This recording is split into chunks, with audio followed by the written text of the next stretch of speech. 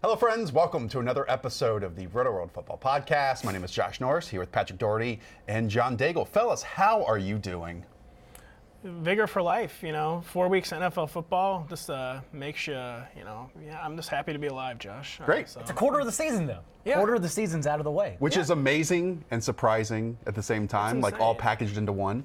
I say out of the way. That's negative connotation. I should say a quarter of the season has now passed, we've made it, and let's continue moving forward. Daigle, I have something important to tell you. I'm terrified. Yesterday, I was fortunate to see the most impressive, the most happy Pat has ever been in his life. Did I miss this? When was this? When was You did. this? Because I didn't see Happy Pat. Pat, you should remember, because this was the most memorable memory of your life. We were walking back from the live show. It was about 1 o'clock back in the corner of NBC studios. We were walking here to the newsroom to watch the games, and we walked by none other than Rebecca Lowe. Do you know who Rebecca? Yeah, yeah. Everyone out there knows who Rebecca Lowe is. Her dressing room is PL behind host. ours. Yeah. And she gave Pat a hello. You should Unprompted have hello. seen the glow and the smile and like the childish look of enjoyment on his face. It was amazing. It's the most valuable NBC employee out there. It's just nice to get an acknowledgement. So, yeah. We keep walking. He goes, she said hello like she knew me.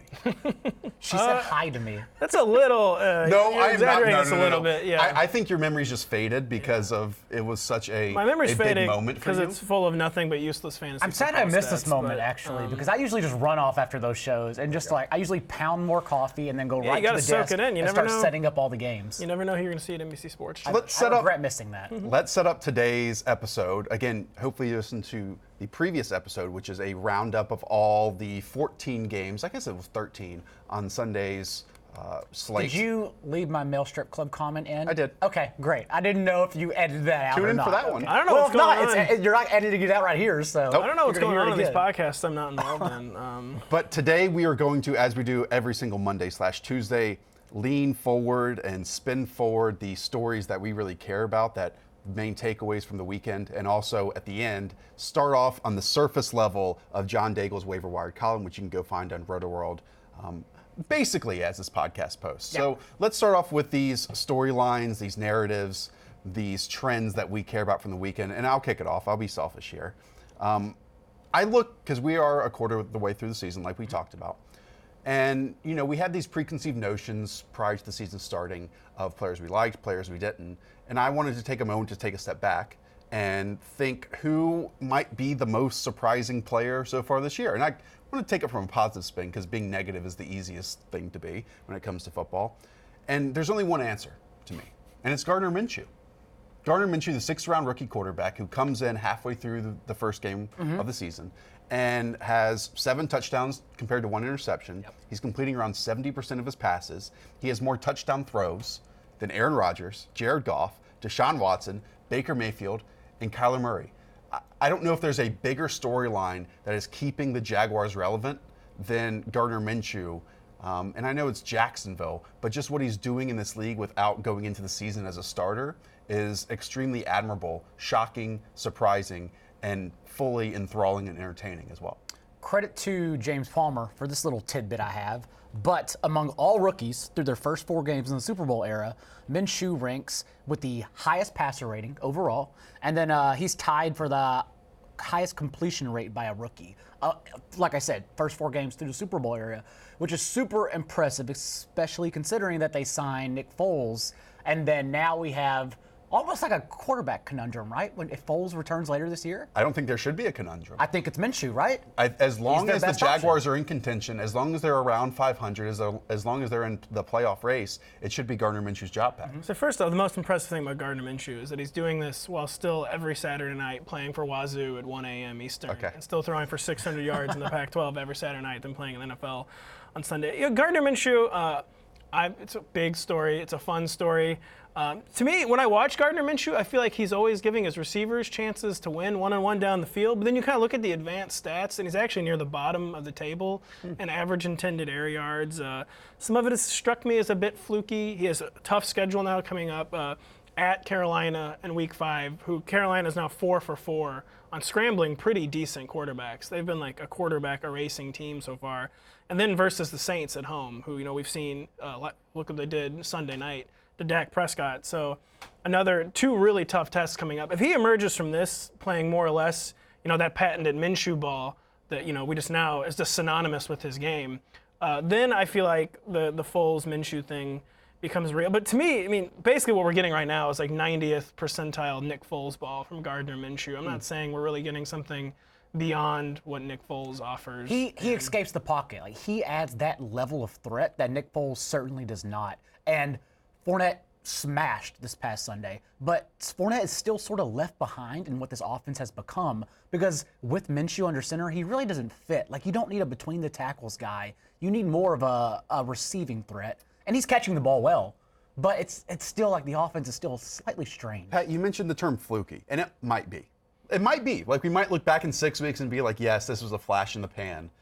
I think part of what makes football entertaining to me is the unknown, and there might not be more of an unknown player because, he didn't have a lot of opinions, a lot of evaluations coming out of college football this past season. And to me, Pat, and this is not something that will show up in Next Gen Stats or the box score, but when I look at Gardner Minshew, the heart. I think he has it. People chase it all the time. They talk about it all the time. And it's comfort in chaos. And that's what he is. He has the quick game if he needs to, because he had that at Washington State. But he also has that comfort and feel that outside of structure, when he wants to move around, when moving around this distressed pocket, he still is fine. Like, the game is not too big for him. And that's different than 6th-round quarterbacks like Keith Winning, who were before him, Taj Boyd, Tony Pike, Dan Lefevre. I mean, these are players that were drafted in the same area of the NFL draft, where the teams change so much year to year.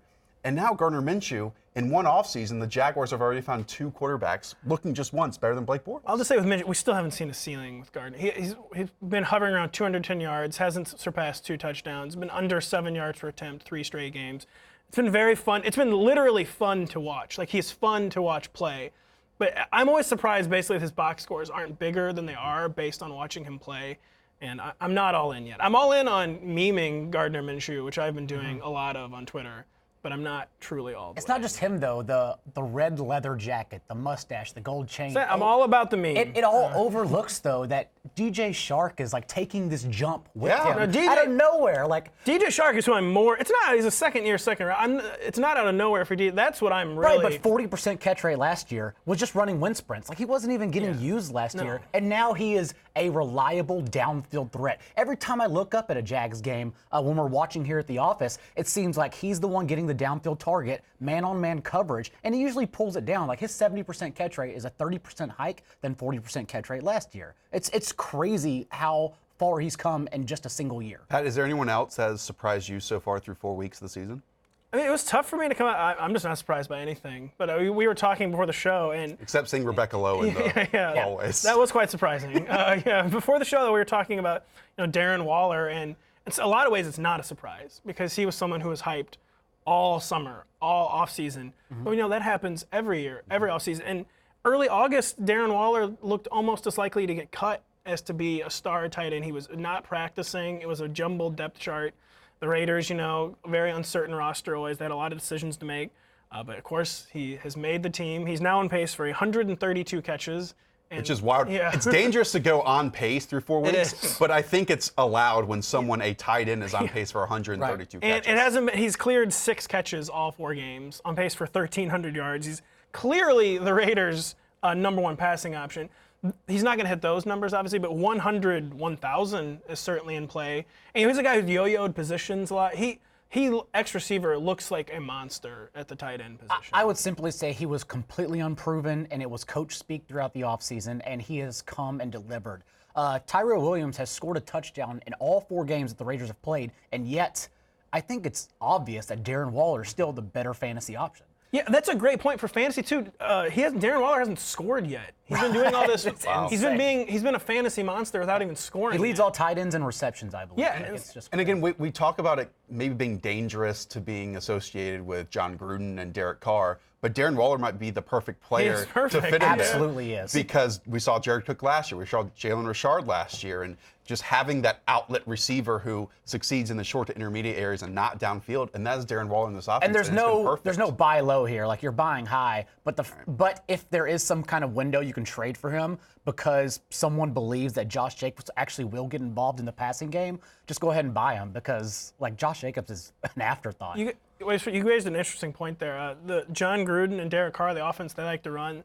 That's why the 132 just isn't realistic. He's going to easily surpass that, get to 170. 232. Yeah. So, Daigle, not to put you on the spot, because those are the only two names that I thought of. Or you can go the opposite. Is there anyone that has surprisingly let you down completely so far? Or we can just move on to the next question. Well, I mean, honestly, Shark was mine. Yeah. And it's not just because it meshed with the Minshew segment. Dede got all the love prior to the season because we thought... From me as well. Yeah. I thought Shark was just going to be left behind. Like, that's it. Just a guy running. I figured Keelan Cole would actually beat him out. But it turns out, no. Shark is really good. Man, I miss Keelan Cole. It's fun to watch. Yeah, Shark is another guy where he's just literally fun to watch. Yeah, and Shark, much like how Dak Prescott got in the game only because Tony Romo and Kellen Moore broke their ankles like in camp or whatever. Like, remember, Shark is only on the field now because midway through the season last year, Cole lost his second fumble of the year, and they just got tired of him and benched him. And then Shark comes in and just runs a ton of routes. That's a lot of Jaguar talk, probably for the rest of the season. Probably a lot of fun. Yeah, the podcast listeners probably weren't ready for that. But finally, they're entertaining. Even after a game where Leonard Fournette racks up like 200-something But they're down by yards 2 scores. Like, they made it fun. Pat, what about you? What stood out to you from this past weekend, but also in the most recent 4 weeks of the season? I mean, we have to talk about Jared Goff, don't we? I mean, do we have to? Do we? Is road Goff becoming every game It's Goff? always my favorite topic, to be perfectly honest with you, that when we can talk about the real Jared Goff. Yeah, so I'm going to have to stare at my computer and read some stats here. So, there's this thing in sports, we're really into arbitrary endpoints. But so the first 27 games of Jared Goff and Sean McVay's career, so all of 2017 through the Chiefs game last year, Jared Goff was looking, basically like an ascendant star player. At 55 touchdowns and only 13 interceptions in 27 games, 8.42 yards per attempt, completing nearly 65% of his passes. And so, then they had that 54-51 win. They go on bye. They come off bye against the Lions last year. They won that game. It's kind of now the fabled game where Matt Patricia, introduced the new blueprint, how to stop Jared Goff, which I'm not good at. What is it, like playing quarters defense, basically, is kind of one. Well, it's that, but it's also stacking the box, like 5, 6, and 1 behind them. So it's really muddying the A-gaps. So that was the game where Matt Patricia kind of put out the new blueprint. In the 12 games since then, including the playoffs, Goff now has more interceptions than touchdowns. His yards per attempt has gone from 8.42 to 6.76. His completion percentage is down to just around 60%. And he went through a playoff run where I think he had 1 touchdown in 3 games, and that has just kind of transferred over to this season. And so it took the league a while, but the league has finally adjusted to Sean McVay's Jared Goff adjustments, and I'll be very interested to see if Jared Goff can answer back. My assumption has always been, and it hasn't happened yet, but I still work under the assumption that Sean McVay's smart enough to answer whatever the league has presented. And that hasn't been the case just yet. They did finally use Todd Gurley and their running backs in the passing game, which Todd Gurley's numbers, when I saw them at the end of the night. Hey, he had 2 touchdowns. I saw 2 touchdowns, and I didn't matters. worry about it. Then I saw 5 carries, and I saw 11 targets. Like, what the hell happened in that game? Todd Gurley, Jeff Wilson. Yeah. No difference. You had to go back to watch to see just how confusing it was. But yeah, I still think McVay has an answer. I don't know how he masks Jared Goff moving forward, because that's what you're going to have to do. Isn't it wild, though, that this is how we are framing this conversation after Jared Goff throws for over 500 yards in a game? He think about and gets that. a $120 million Jared like Goff, 2 weeks ago. He tied for the third guaranteed. most attempts in NFL history yesterday. And the yards were like 8th most in NFL history. And it was just like objectively not a good game. Look, I don't want to like scratch the scab, because I've talked a lot about Jared Goff over the years, and I would say I was before this downturn in play. And it's not that he's being pressured. It's not like he's worse against pressure this year. Right. He's just being pressured more often. Because their this year. line was the concern coming in. Right, and the last 2 years, it was a perfect situation to succeed. You had great offensive line play as soon as Sean McVay came in, and it was a perfect situation for success. This year, it's not the case. There are injuries, Andrew Whitworth is declining in play because he's like 45 years old. And young? I don't know how long this can last, because if there are even more injuries, if the play declines even more as it goes along, then the Rams, again, they're still 3-1, right? This is still a team with a winning record early in the season and just coming off one loss. But I do wonder if it can be as sustained of success as we've seen the last 2 years. And you're the one who always mentions it to me at the office. It's the fact that Jared Goff, when he's not working under a structure, when it becomes freestyle, like that's when it gets terrifying. For sure. And the fact is, he's playing more freestyle this year because he has to, because he's under a lot more pressure. He's playing more freestyle, and we know all about the famous Sean McVay barking in audibles to 15 seconds. And I think, which is so beautiful. And I think defense has been counter audibling more now after 15 seconds. And Jared Goff to me often looks like he's like a student who's forgotten to get his homework signed, like in a panic. And then the play snaps, and he looks out of structure. By the way, earlier I said abjectly when I meant to say objectively. Just got to correct that. I'm sure no one noticed but you. Yeah. Well, now they know. Daigle, what about you? What was your big takeaway from the weekend? Last week, we came on this very show and discussed our unbeaten teams and who we thought were the best ones and who we thought were the pretenders of that group. And I went back and watched that Lions-Chiefs game, a battle of undefeated teams. And it was a loss, yes, for the Lions, but that schedule might as well just say win. Like, they are for real. And they're fun. Like, this is a game. Moral victories, John Daigle. This is a game. I didn't take you. Well, I mean, I was so down on them just thinking the play calling would be bad and set them behind in this game. But they used T.J. Hawkinson as they did in week 1 whenever they had to. Whenever they had to have an attacking offense, they went for the win. They set up screens for him. They used him in the red zone. They gave Kerryon Johnson snaps from outside and gave him a 30-yard end zone target as a receiver. They used J.D. McKissick in the slot. This is a game where I've never said this, but I think they needed Danny Amendola just for another factor underneath, because it would have certainly helped. But recall, this is a 13-13 contest. Lions inside the 5. Stafford throws a touchdown to make it 20-13. That touchdown is negated. It's 13-13 again, and Stafford fumbles. That's a 7-point swing. Let's do it again now. Another tie game, and then Kerryon Johnson gets a goal line carry, stretches it out, fumbles, 99-yard fumble return for a touchdown. 7-point swing again. Those things don't happen consistently. So these teams obviously wouldn't run into each other again to the Super Bowl, but the fact that they genuinely went toe-to-toe, offense and defense, Justin Coleman doing such an amazing job. They did this without Darius Slay as well. Like, this team, I'm not even kidding, is for real, and it's fun as hell to watch. It's one where if we didn't have these biases, if we didn't have these preconceived notions prior to the season, then if we were just watching these 4-game stretch, we would think the Lions might be one of the better teams in the NFL. But it's amazing because going back 365 days ago, there were reports that there might be a mutiny in the Lions locker room. Like, no one was having fun there. They're probably still not having fun, but it's so well coached. It's so how I don't understand how they could be so behind, but then like they institute a progressive play calling when they need to. It's like, why don't you do this all the time? Yeah. When you're talking about preconceived notions of the Lions, one of my preconceived notions for the season was at least Matt Patricia, he can scheme up a defensive game plan, and that has rung true. Definitely done that. Yes, their defensive coaching is what has stood out all year long, no matter the situation. Let's move over to John Daigle's waiver wire column. Again, you can find that at Rotoworld. We're just skimming the surface here. Daigle goes deep, helps you win your league each and every week. Drive myself crazy. Let's start with Ronald Jones, another player who's been a little bit surprising, especially over the past 2 weeks with the Tampa Bay Buccaneers out of their backfield. 2 weeks ago, 14 carries for 80 yards, 1 target for 41 yards. This past weekend, 19 carries for 70 yards, a touchdown, and another target for 12 yards. We all thought that Peyton Barber would claim this backfield, but over the past 2 weeks, again, it's been Ronald Jones. It has been slow and steady. Like, Bruce Arians is refusing to give one the job, but it's becoming clearer as the weeks move along that Ronald Jones will eventually take this over. So I don't know if he'll be a starter as early as week 5, but it's going to happen, I would say, within the next 3 weeks that he is the only running back carrying the ball, out-touching Peyton Barber the whole way. Past 2 weeks, as you mentioned, 59% of the team snaps. Season high yesterday, 49% of the team snaps. So it's just a matter of getting him right now, because he's going to be a starter and help you out midway through the year, especially when we get the 4 and 6 team bye weeks coming up.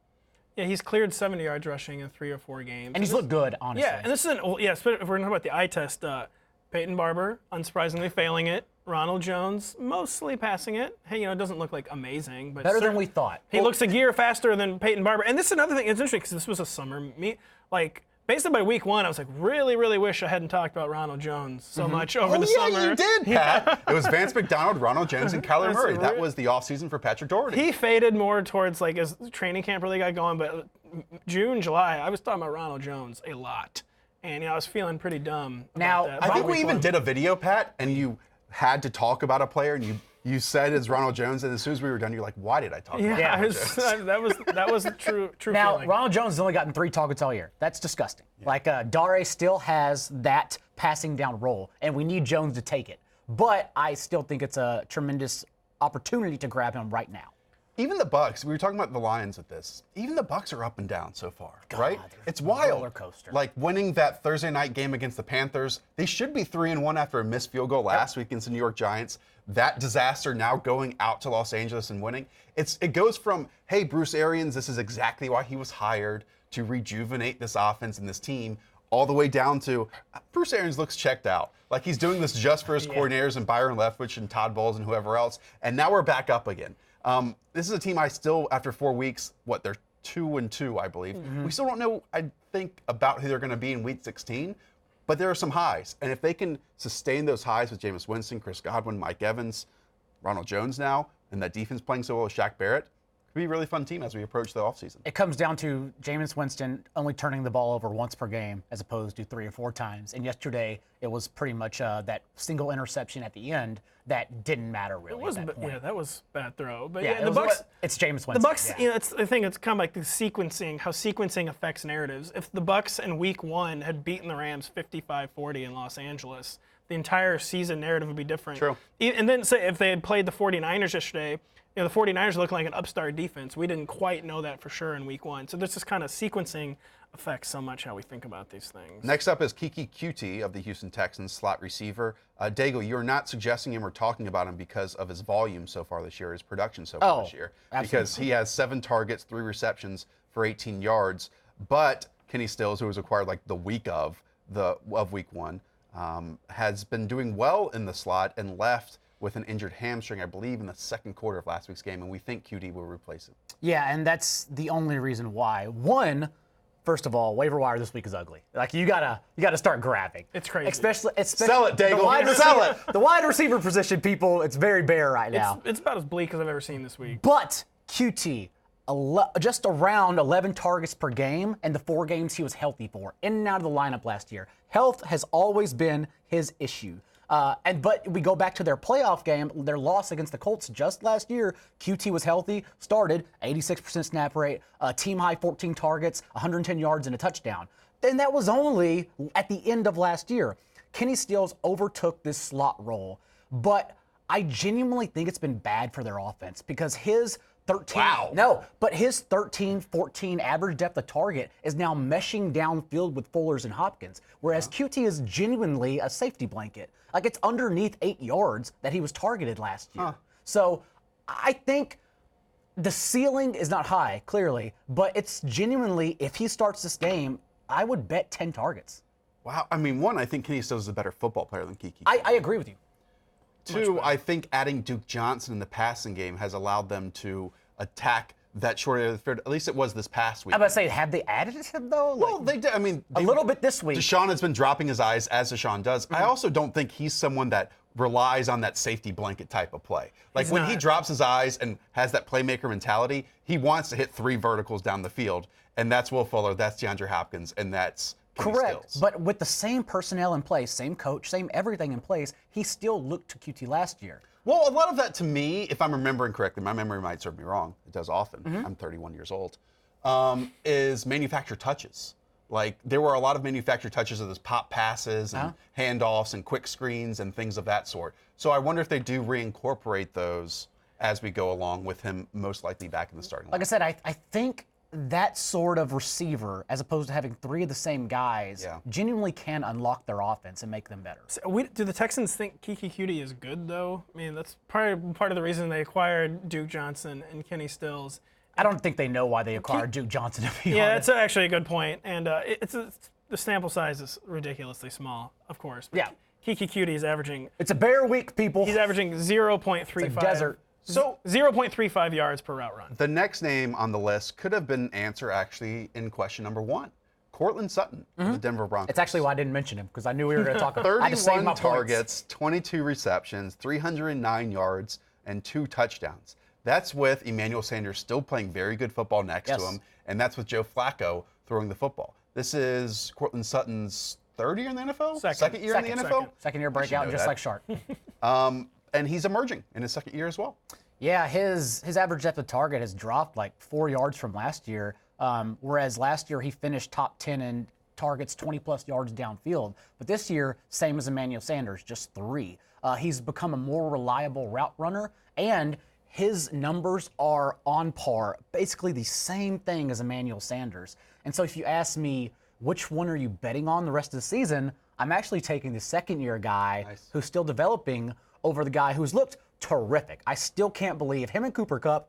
Like, I need to tear my ACL just to come back stronger, honestly. They look great, but I'm still taking... Isn't that like Tommy John? Like, don't high schoolers now get Tommy John just to have stronger arms? There's something to That's my baseball knowledge. There's apparently there's now a new counter narrative that people don't come back from Tommy John as robustly as the public perception. When the sample size gets larger, the data points them in the other direction. yes. Got it. Sorry to interrupt. No, you're fine. So yeah, it's just Courtland Sutton. His catch rate as well has hiked this year as he's been a more reliable threat downfield. And so yeah, I just think it's a genuine WR3 weekly. You can flex him even when buys are done. It's a great option. Are you cheating here? Is he over 50% owned? He is 51% owned. You're cheating. I had to nudge the system. It's a bear week, Josh. What Sutton can do in contested catch situation, over 7 targets every 4 games, I'm aboard the Sutton train as well. Nice. Let's close it out. This waiver column, again, you can check out the full-length piece of work over on Rotoworld. Darrell Williams, the other running back, on the best offense in the NFL with the Kansas City Chiefs. 17 carries, 75 yards, and 2 touchdowns and 90 receiving yards, I believe, over the last 2 weeks with those receiving yards. I don't know much about Darrell Williams, but he's gotten the opportunities close to the goal line, and he scored, again, 2 touchdowns against the Lions. Yeah, McCoy was cleared from the injury report on Friday. That's what's important to remember here. And even so, Darrell Williams outsnapped McCoy 34-32 and was used entirely as their running back on the final game-winning drive with less than 3 minutes to go. He had a huge slot target that he caught for, I think it was a 30-yard gain downfield. And the last 2 games, yes, we can attribute the first one to McCoy's hobbled ankle. But the last 2 games, 8.5 carries, 4.5 targets per game. And if you get that production with Patrick Mahomes and the Chiefs offense, that's such an important running back to own on your roster. I wrote about him as the #1 waiver ad last week, only for the ceiling option. I still think his ceiling is higher than Wayne Gallman's rest of season outlook, but I understand if you lost Barkley or had 2 injured running backs, you needed to bid more on Gallman, and I wrote about that in the column. But Darrell Williams is still only 35% owned, and he needs to be owned universally because he's a week-winning running back. Like, he's a top 20 guy you can confidently start. He's on the Chiefs. It's that simple. He's on the Chiefs and he's getting touches. I am curious to see what happens when Damian Williams comes back. Yeah. Because I don't know. I don't know either, and I agree Darrell Williams should be 100% owned. And Andy Reid told the CBS broadcast booth last week, and his exact quote was, "I believe in Darrell Williams." Yeah. And then he closed out the game last week after LaShawn McCoy tweaked his ankle. That was the big one. But then, like you said, it's bigger. He closed out the game yesterday where LaShawn supposedly was healthy. Yeah, no. And a McCoy game that was just actually fine. in doubt. McCoy actually looked really good in that game, too. Like, the Buffalo McCoy is a thing of the past. Like, he cuts so sharp still, he easily breaks tackles. But Williams is dependent, can catch the ball, and as we always point to, he's on the Chiefs offense. That's the key. All right, ladies and gentlemen, that does it for us on this episode. Pat, thanks for staying a little day extra. Appreciate you joining us here. It's really my pleasure, yeah. Pat will be back later in this week, I think on Friday's episode for rankings and game previews. Daigle will be back. Every day. Every All day. the time. And Ian Hartitz for the Wednesday episode as well. Again, go back and listen to our roundup episode, which was the previous one prior to this. And we'll be back Rotoworld Live next Sunday, noon Eastern, twitch.tv/Rotoworld. Thank you so much for tuning in. We are nearing the next 100 reviews on Apple, on iTunes. So if you can just leave us a rating and review, it would really, really, truly help us out. And tell one friend, subscribe. Talk to y'all soon. See ya.